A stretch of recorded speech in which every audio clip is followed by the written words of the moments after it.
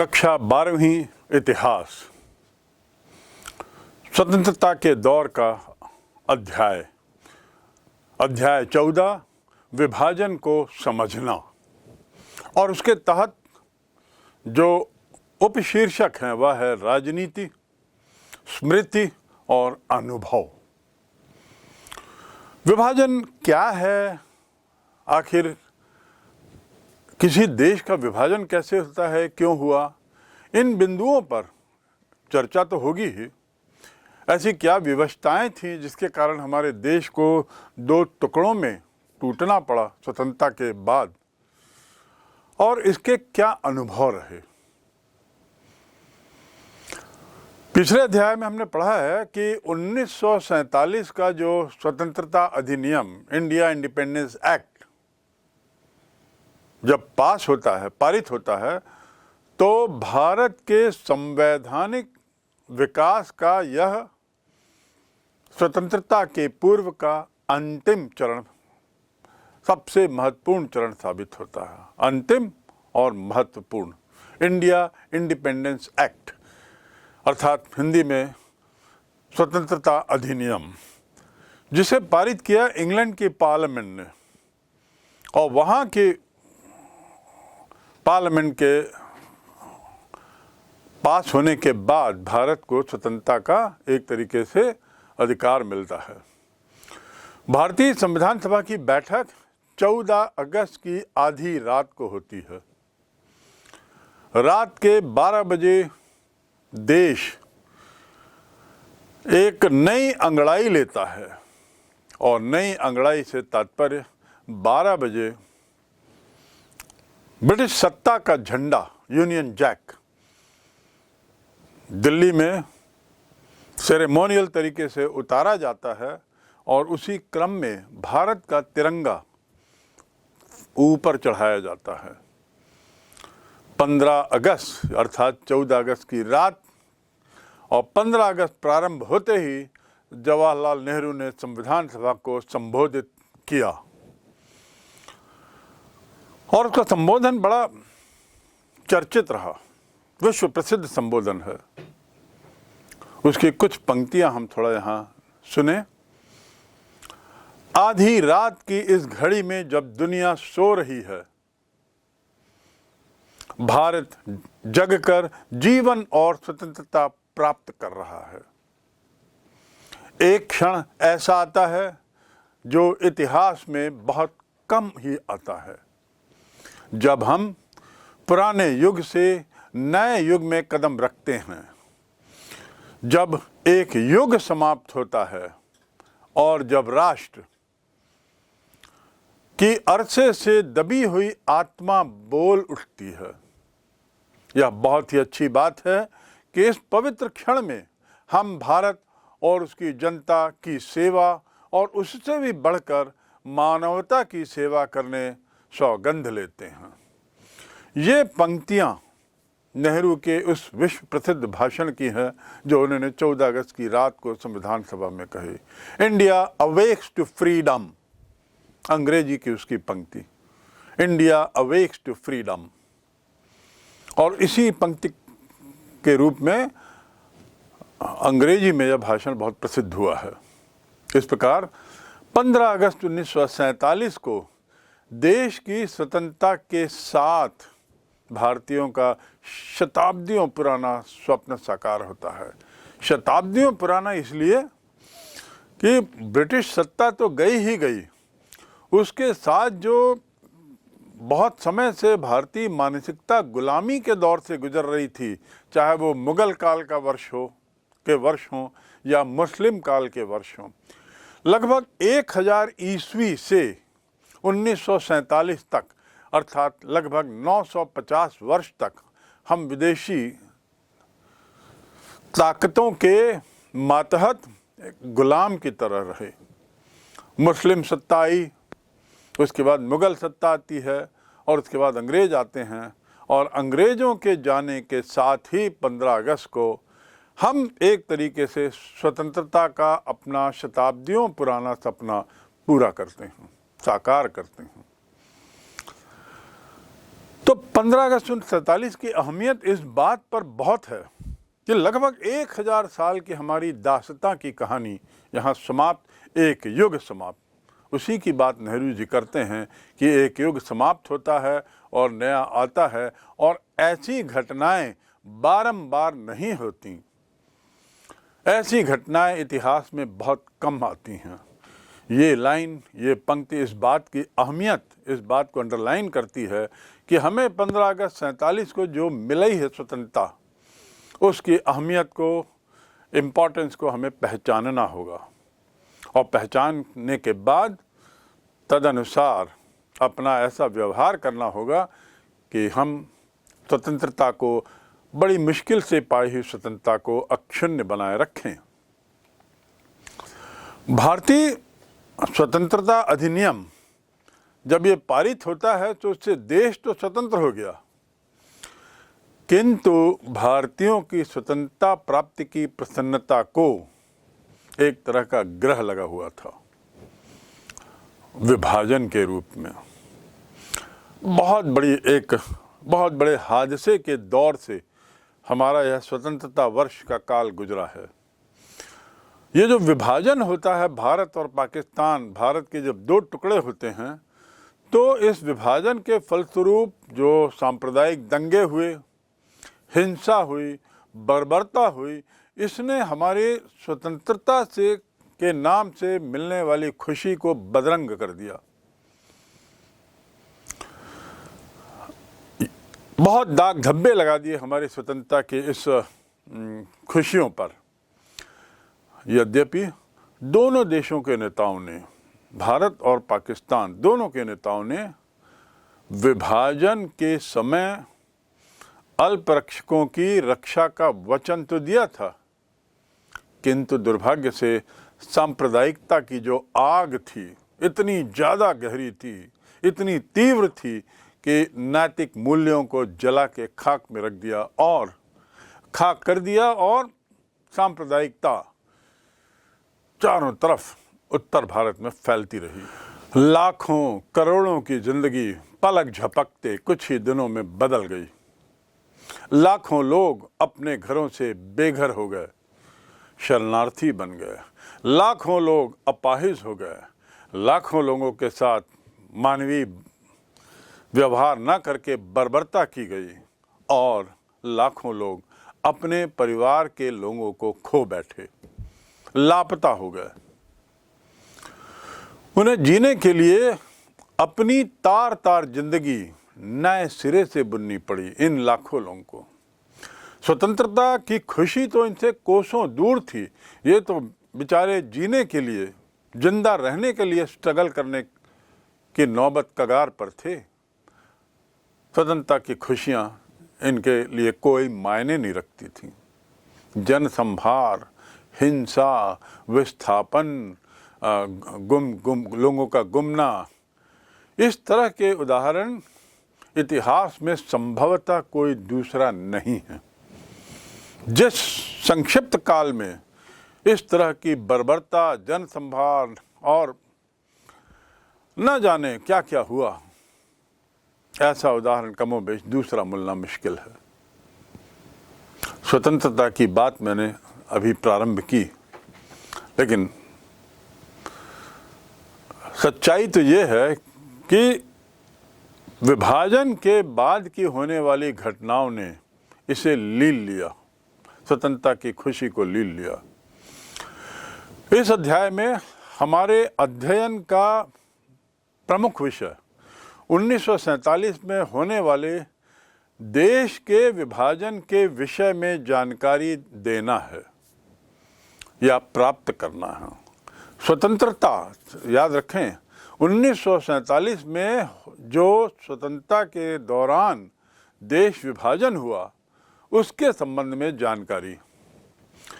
यहाँ हम ये जानने की कोशिश करेंगे, प्रयास करेंगे कि विभाजन हुआ क्यों, ऐसी क्या परिस्थितियाँ थीं जिससे एक देश को दो भागों में बांटना पड़ा, और फिर यदि विभाजित करना था तो कैसे किया गया, और करने के बाद इसके परिणाम क्या रहे,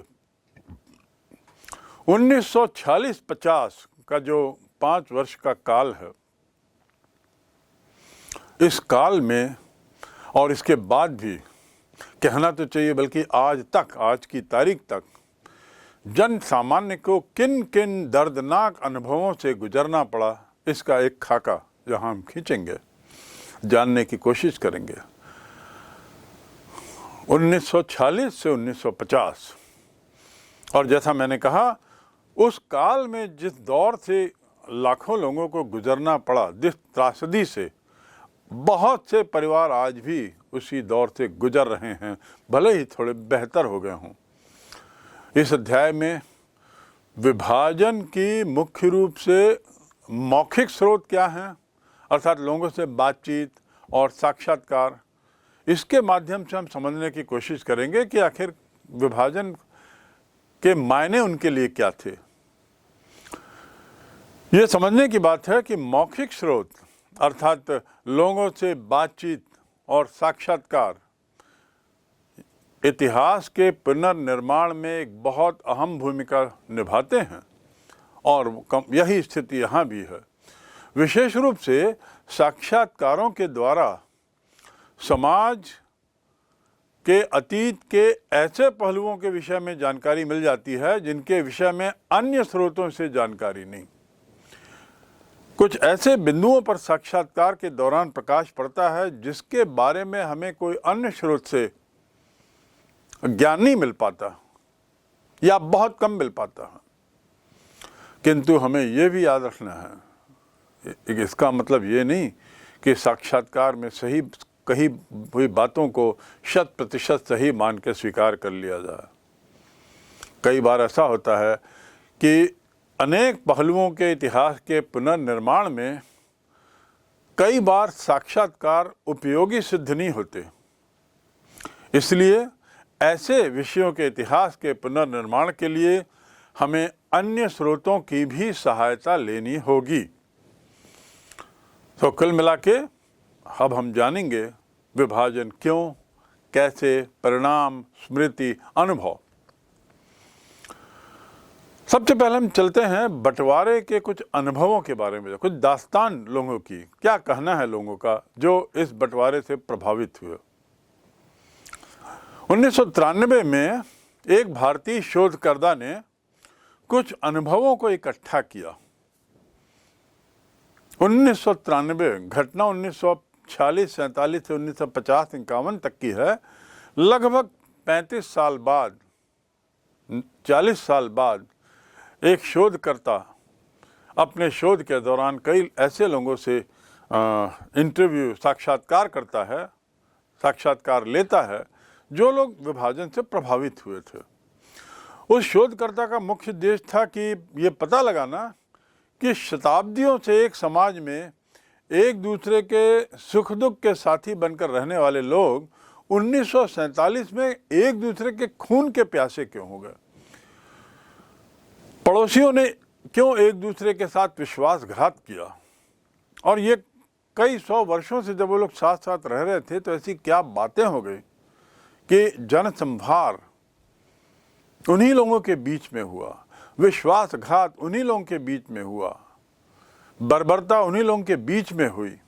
कोई बाहरी शक्ति नहीं आई कि कोई विदेशी ताकत आकर उसने हमला किया हो और ऐसा क्यों नहीं, ये अपने ही बीच के लोगों। तो जो शोध का मकसद था वो पता लगाना ऐसी क्या स्थितियां थीं जिससे पड़ोसी एक दूसरे के खून के आमादा हो गए, खून बहाने के पर उतारू हो गए। 3 अनुभव यहाँ आपके कोर्स में है, मात्र 3। वैसे तो आप आज बहुत से पुराने बुजुर्गों से यदि आप मिलते हैं जो 1947-48 के दशक में युवा थे, और ख़ासकर उन बुजुर्गों से जो उत्तर भारत से यहाँ आके बसे हैं, जिनकी संख्या हमारे छत्तीसगढ़ में भी, रायपुर में भी काफ़ी है, तो आप रोंगटे खड़े हो जाएंगे उनके किस्से सुनकर, उनकी तकलीफ़ें जानकर। तो चलिए यहाँ मात्र 3 अनुभव हैं, थोड़ा उनके बारे में जानूं। पहला, जिसकी मुख्य लाइन है, मैं तो केवल अपने अब्बा पर चढ़ा हुआ कर्ज चुका रहा हूँ। शोधकर्ता के ही शब्दों में, मैं 1992 की सर्दियों में पंजाब यूनिवर्सिटी लाहौर अर्थात वर्तमान पाकिस्तान, वहाँ के इतिहास विभाग के पुस्तकालय में जाया करता था। और उस दौरान अब्दुल लतीफ़ नाम के एक बड़े धर्मनिष्ठ व्यक्ति थे, मुस्लिम, जो अधेड़ उम्र के थे। वो मेरी बड़ी मदद करते थे। जितना उनके लिए करना जरूरी था उससे भी आगे वो चले जाते थे और मुझे आवश्यक सामग्री लाइब्रेरी के अंदर मुहैया कराने में कोई कसर नहीं छोड़ते थे। साथ ही मेरी अनुरोध की हुई फोटोकॉपियां अगली सुबह मेरे पहुंचने से पहले ही बड़े कायदे से तैयार भी रख देते थे। ये अब्दुल लतीफ़ की कहानी बता रहे हैं शोधकर्ता स्वयं। मेरे काम के प्रति उनका रवैया मुझे इतना अनोखा लगता था कि एक दिन मैं अपने आप को रोक नहीं पाया और पूछ ही बैठा, लतीफ़ साहब, आप ज़रूरत से ज़्यादा आगे बढ़कर मेरी इतनी मदद क्यों करते हैं? अपनी घड़ी पर उन्होंने नज़र डाली। उन्होंने लपक कर अपनी नमाजी टोपी उठाई और कहा, मुस्लिम थे तो नमाजी टोपी पहनी उन्होंने और कहा, अभी तो मुझे नमाज के लिए जाना है, पर लौट कर मैं आपको इस सवाल का जवाब जरूर दूंगा कि मैं आपकी इतनी मदद क्यों करता हूं, आगे आगे क्यों रहता हूं। आधे घंटे बाद वे वापस लौटते हैं और बात आगे करते हैं। उनका जवाब सुनिए। हाँ, आपका सवाल, मेरा मतलब मेरे वालिद जम्मू से थे। ये अब्दुल लतीफ़ भाई कह रहे हैं कि मेरे वालिद जम्मू से थे, जम्मू ज़िले के एक छोटे से गांव के बाशिंदे। इस गांव में हिंदुओं का दबदबा हुआ करता था और अगस्त 47 में इस इलाके के हिंदू गुंडों ने गांव की तमाम मुसलमान आबादी को मार डाला। एक रोज तीसरे पहर जब हिंदुओं की भीड़ का पागलपन अपनी हदें पार कर रहा था तो मेरे अब्बा को पता चला कि अब गांव में वही एकमात्र मुस्लिम नौजवान हैं, बाकी सब मार डाले गए हैं। वही एक जिंदा बचे हुए हैं। अर्थात अब्दुल लतीफ़ बता रहे हैं कि उनके पिताजी अकेले जिंदा बचे हुए थे। अपने पूरे खानदान को वे पहले ही इस कत्लेआम में खो चुके थे और अब भागने के रास्ते ढूंढ रहे थे। उन्हें एक दयालु बुजुर्ग हिंदू पड़ोसन का ख्याल आता है। देखिए, सोचते किसको हैं वो। अब्दुल लतीफ़ बताते हैं कि मेरे अब्बू को हिंदू पड़ोसी का ख्याल आता है जो एक बुजुर्ग था। उन्होंने उनसे अपने घर में पनाह देने की प्रार्थना की, विनती की, गिड़गिड़ाए। वे अब्बा की मदद को राजी तो हो गई, मगर बोली, बेटा, अगर तुम यहाँ छिपते हो तो वे लोग हम दोनों को ही धर लेंगे। अब वे लोगों का अर्थ क्या हुआ? वे हिंदू लोग जो मुसलमानों को वहाँ पर पूरी तरह से मार डाल रहे थे। तो यहाँ पे वो महिला बोलती है, मुझे रखने में कोई दिक्कत नहीं है, लेकिन यदि पता लगा तो हम दोनों को धर लिया जाएगा।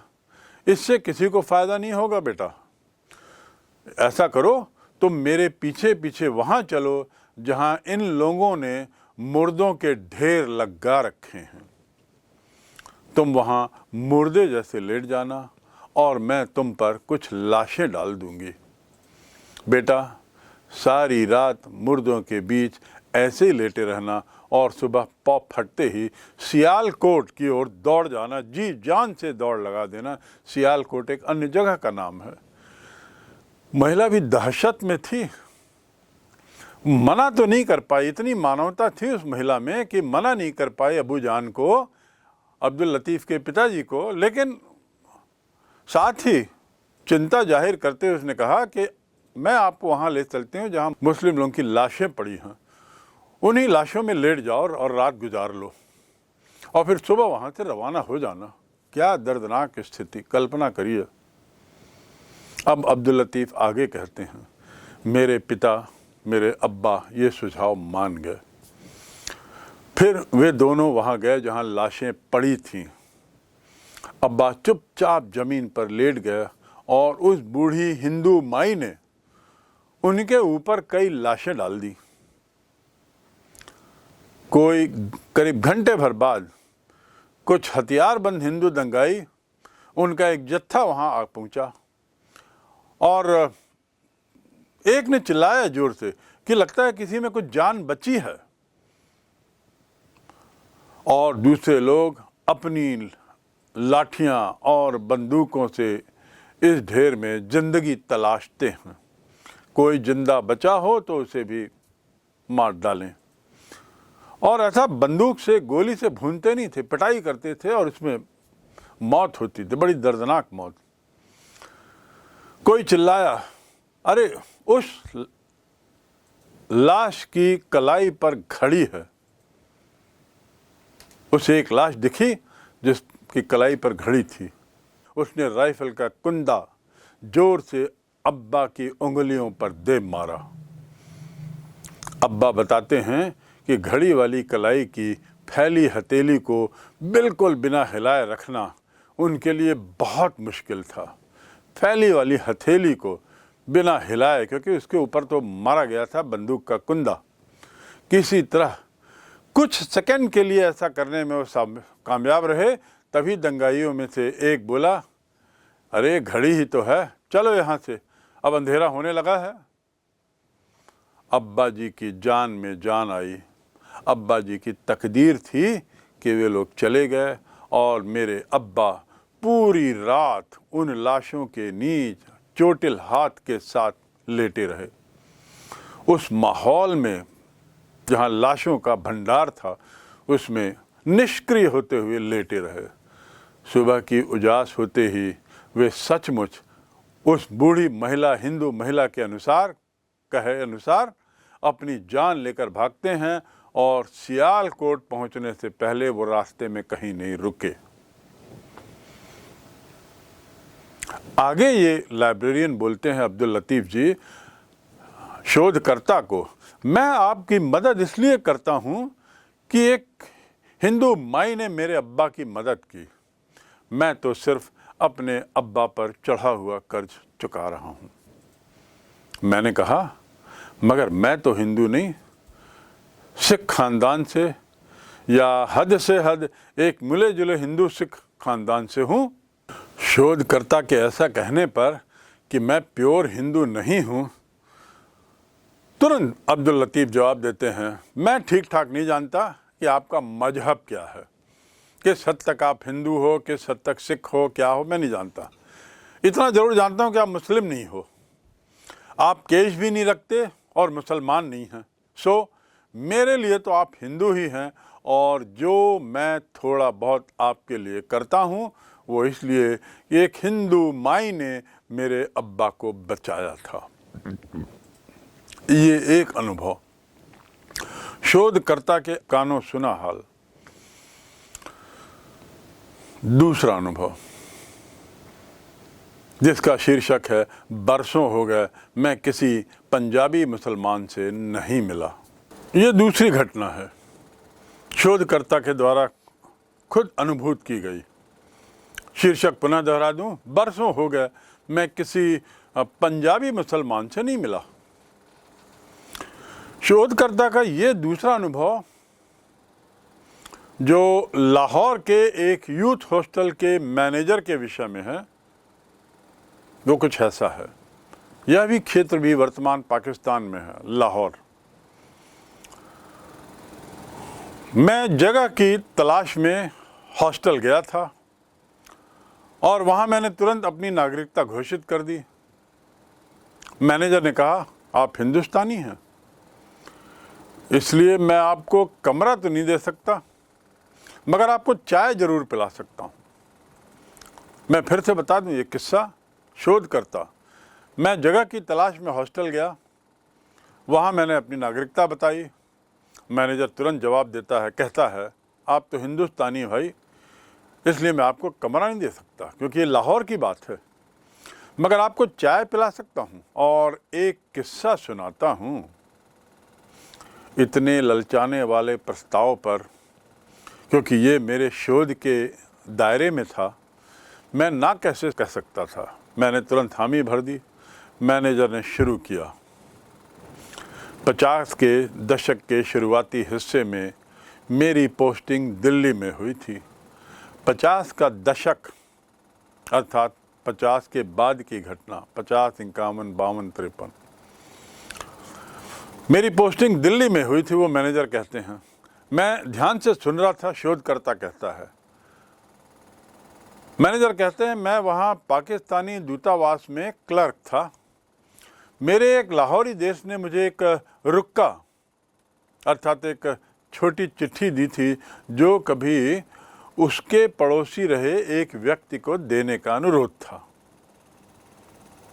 एक चिट्ठी देने का अनुरोध था, मुझे उसने दी। मुझे से मिला मतलब है उस मैनेजर को दी उसने, जैसा कि वह किस्सा शोधकर्ता को सुना रहा है। तो मैनेजर को एक चिट्ठी दी गई उसके एक लाहौरी दोस्त द्वारा और कहा गया कि उस व्यक्ति को दे देना भाई। वो व्यक्ति जो है जिसको देना था वो आजकल दिल्ली के पहाड़गंज में रह रहा था। एक दिन मैं अपनी साइकिल लेकर पहाड़गंज चला गया क्योंकि मुझे चिट्ठी देनी थी, अपने लाहौरी देश के द्वारा दी गई चिट्ठी। जैसे ही मैं सेंट्रल सेक्रेटेरिएट के पास वाले गिरजाघर जिसे कैथेड्रल कहते हैं उसको पार करता हूँ, मुझे एक सिख साइकिल पर जाता हुआ दिखाई दिया। सिख साइकिल पर जाता हुआ दिखता है गिरजाघर के पास से। जब ये सज्जन मैनेजर स्वयं साइकिल से जा रहे थे तो उस सिख से मैंने पंजाबी में पूछा, सरदार जी पहाड़गंज का रास्ता किधर से है? पहाड़गंज किथे? क्योंकि वो सरदार था, मैंने पूछ ही लिया। तो सिख का देखिए उत्तर, देखिए क्या पूछता है। वो उल्टा प्रश्न करता है और पूछता है, तुम शरणार्थी हो क्या? मैनेजर से पूछता है, क्या तुम शरणार्थी हो? तो मैनेजर का जवाब है, नहीं मैं लाहौर से आया हूं, मैं इकबाल अहमद हूं। इकबाल अहमद लाहौर से? अरे रुको रुको, सिख ने कहा। वो आवाज़ जो है वो मुझे थोड़ी सी एक बेरहम हुक्म जैसी लगी। बेरहम हुक्म शब्द का उपयोग करता है वह व्यक्ति और कहता है कि वो आवाज़ जिस तरीके से उन्होंने रुको रुको कहा तो मुझे बड़ी अजीब सी लगी और मैंने सोचा कि अब तो मैं गया काम से, अब ये सिख मुझे ख़त्म ही कर देगा। ये इकबाल अहमद की चिंता, जो उस समय पाकिस्तानी दूतावास में क्लर्क का काम कर रहा था और चिट्ठी लेकर पहाड़गंज की ओर जाते हुए रास्ते में कैथेड्रल के पास एक सिख से मिल जाता है, टकरा जाता है और उससे पूछता है, भाई जानते हो क्या किसी को? तो जिस तरीके से उस सिख ने कहा रुको रुको, उसमें थोड़ी बेरहमी दिखाई दी और एक आदेश दिखाई दिया। ऐसा महसूस हुआ कि मुझे रुकने का आदेश दिया जा रहा है। तो इकबाल अहमद भाई सोचते हैं कि अब तो मैं गया, ये सिख मुझे अब मार के ही छोड़ेगा। पर अब कोई चारा नहीं था, कोई और उपाय नहीं था, तो विवशतावश मैं रुक गया। वो भारी भरकम सिख दौड़ता हुआ आया और मुझे कसकर भींच लिया। भीगी आंखों से उसने कहा, बरसों हो गए मैं किसी पंजाबी मुसलमान से नहीं मिला। मैं मिलने को तरस रहा था पर यहाँ पंजाबी बोलने वाले मुसलमान कोई मिलते ही नहीं। अर्थात पंजाबी मुसलमानों का भी भारी संख्या में कत्लेआम कर दिया था। बचे खुचे लोगों में यही इकबाल अहमद भाई जैसे 2-4 लोग रहे होंगे। उनकी संख्या इतनी नगण्य थी कि पंजाब का एक सिख उस लहजे को मुसलमानों से सुनने के लिए इतना बेसब्र हो गया कि जैसे ही इकबाल अहमद के मुंह से उसको लगा कि ये पंजाबी मुसलमान की टोन है, वो रो पड़ा, गले लगा लिया और कहता है कि मैं उस घटना के बाद से, विभाजन की घटनाओं के बाद से कितना भी मैं चाहूँ मेरे पंजाबी मुसलमान नहीं मिल रहा, तुम मिले तो मेरा जिगर खुश हो गया। कल्पना करिए नरसंहार किस हद तक हुआ होगा कि एक पूरी की पूरी कौम को साफ कर दिया गया। तीसरा और अंतिम किस्सा शोधकर्ता के स्वयं के अनुभव के रूप में, जिसका शीर्षक है, ना नहीं तुम हमारे नहीं हो, ना नहीं तुम हमारे नहीं हो। मुझे अभी भी 1992 में लाहौर में मिले एक आदमी की बहुत अच्छी याद है। ये शोधकर्ता कहता है 1992 में जब शोध के संबंध में वहाँ गया था तो इतने वर्षों बाद भी उसे याद थी कि उसका रिएक्शन, प्रतिक्रिया, क्रिया आदि आदि। लाहौर का वो आदमी शोधकर्ता के रंग रूप को देखकर उसे एक तरीके से विदेश में पढ़ने वाला पाकिस्तानी समझ बैठा था। और न जाने, शोधकर्ता आगे कहते हैं, न जाने वह मुझे क्यों पसंद आने लगा। वह मुझसे अनुरोध कर रहा था कि पढ़ाई पूरी करके मैं कौम की खिदमत करने के लिए वापस लौट आऊं। मैंने कहा भैया मैं लौटूंगा, लेकिन बातचीत के दौर में मैंने जब बताया कि मैं भारत का हूं तो एकदम से उसका लहजा बदल गया। मैंने जैसा आपको पूर्व में बताया कि उसको शंका थी कि मेरे नाक नक्श, मेरे गौर वर्ण को देखकर उसको लग रहा था मैं कोई पाकिस्तानी हूं जो विदेश में अध्ययन कर रहा हूं, और इसलिए वो अनुरोध करता है कि पढ़ाई वढ़ाई करके भाई अपने कौम में वापस आ जाना, अर्थात पाकिस्तान में। जब ऐसा बोलता है तो शोधकर्ता कहता भाई मैं तो भारतीय हूं, और जैसे ही मैं कहता हूं कि मैं भारतीय, उसका नज़रिया और लहजा बदल जाता है। और अपने आप को उसने बहुत रोकने की कोशिश की ये जानने के बाद कि ये भारतीय है, लेकिन रुक नहीं पाया और उसने कहा ओह हिंदुस्तानी, मैं समझता था कि आप पाकिस्तानी हैं। मैंने उसे पूरी समझाने की कोशिश की कि मैं अपने आप को दक्षिण एशियाई मानता हूं भाई, चाहे हिंदुस्तानी पाकिस्तानी जो भी आपकी नज़र में हो, मैं दक्षिण एशियाई मानता हूं। पर वो अपनी बात पे अड़े रहा और उसने कहा ना, नहीं, तुम कभी हमारे नहीं हो सकते। तुम्हारे लोगों ने सन 47 में मेरा पूरा गांव का गांव साफ कर दिया था। हम कट्टर दुश्मन हैं और हमेशा रहेंगे। ये उस पाकिस्तानी की कड़वी भावना को व्यक्त करता है। कितनी कड़वाहट के साथ वह व्यक्ति बोला होगा, और वो भी एक अनजान व्यक्ति से, जिसे ये सोचते हुए कि यह पाकिस्तानी होगा, वह कौम में वापस आने का अनुरोध करता है और जानते ही कि ये पाकिस्तानी ने हिंदुस्तानी है, वो बड़ी सख्त नज़र से सख्त बात कह जाता है और वह वाक्य बोल जाता है जो कई लोगों के मुंह से निकलता है कि पूरा का पूरा गांव साफ कर दिया गया। हम तुम्हारे कट्टर दुश्मन हैं और हमेशा रहेंगे।